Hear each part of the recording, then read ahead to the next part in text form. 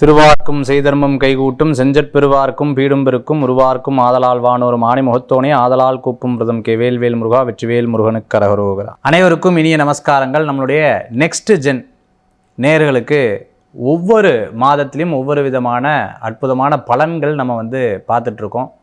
தை பிறந்தால் வழி பிறக்கும் அப்படின்னு நம்ம சொல்கிறதுண்டு. இந்த தை மாதம்தான் நிறைய விசேஷங்கள் இருக்குது. தையில் வரக்கூடிய அமாவாசை ரொம்ப உகந்ததாக அமைது. உத்தராயண புண்ணிய காலம்னு சொல்லுவாங்க, மகர சங்கராந்தின்னு சொல்லுவாங்க. இந்த வாட்டி பார்த்துட்டிங்க அப்படின்னு சொன்னால் எப்பவும் 14ஆம் தேதி நமக்கு தை பொங்கல் வரும். இந்த வாட்டி 15ஆம் தேதி வருது.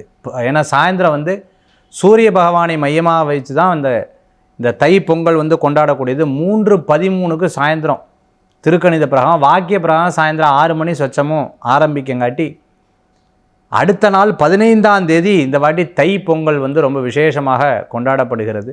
நம்மளுடைய கல்ச்சரே அக்ரிகல்ச்சர்னு சொல்லுவாங்க. அது மட்டும் இல்லாத இந்த தை பிறந்தால் வழி பிறக்கும். ஒவ்வொரு மனிதன் வாழ்க்கையிலும் ரொம்ப கஷ்டப்படும் போது யாராவது ஒரு நல்ல விஷயங்கள் சொல்ல மாட்டாளா, நல்லது பண்ண மாட்டாளான்னு ஒரு எதிர்பார்ப்பு இருக்கும். அந்த எதிர்பார்ப்புக்கு ஏற்றாற்போல் இந்த வருஷத்தில் உங்களுக்கு தை மாதம் ரொம்ப அற்புதமான ஒரு மாதமாக அமையிறதுங்கிறதுல சந்தேகம் கிடையாது. இந்த மாதத்தில் வரக்கூடிய விசேஷம் தை அமாவாசை. இந்த தை அமாவாசை 18ஆம் தேதி நமக்கு வந்துடுது. தை அமாவாசை ரொம்ப உகந்ததாக இருக்குது.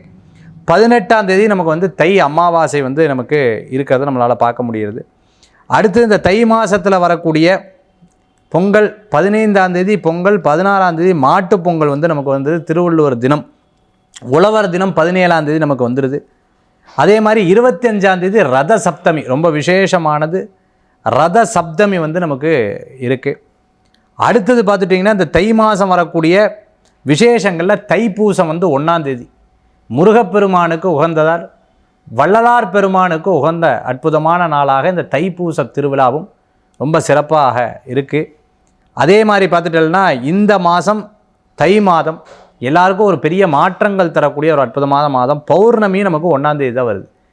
இந்த தை மாதம் மேஷம் முதல் மீனராசி வரைக்கும் இருக்கக்கூடிய பலன்களை நம்ம பார்க்க போகிறோம். ரிஷபராசி நண்பர்களுக்கு, ரிஷபத்துக்கு தை மாதம் எப்படி இருக்கும்? சிறு பிரயாணம், தூர பிரயாணம், வெளியூர் பிரயாணங்கள் இருக்கும். ஆமாம் சார், பிரயாணம் பிரயாணம் பிரயாணம். ஆன்லைன் கிளாஸஸ் படிக்கிறதுக்கு ரொம்ப சிறப்பாக இருக்கும். சின்ன சின்ன குட்டி குட்டி கோர்ஸ் எல்லாம் படிச்சுக்கிறது ரொம்ப நல்லது. Artificial intelligence. அதே மாதிரி நான் ஒரு யூடியூபராக இருக்கேன், நான் சோஷியல் மீடியாவில் இருக்கேன், நான் புதுசாக இதை ஆரம்பிக்கிறேன், அதை பற்றி ஸ்டடி பண்ணுறதுக்கு ரொம்ப உகந்ததாக இருக்கும். தம்பி தங்கைகளுக்கு நிறைய நல்ல விஷயங்கள் நடந்தால் எனக்கே நடந்த மாதிரி ஒரு சந்தோஷம் சார், அந்த மாதிரி இருக்கும்.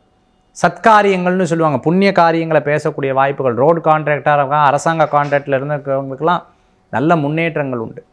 புதுசாக கட்சியில் சேர்ந்துருக்கிறவங்களுக்கு நல்ல முன்னேற்றங்கள் இருக்கும், பதவிகள் கிடைக்கும்.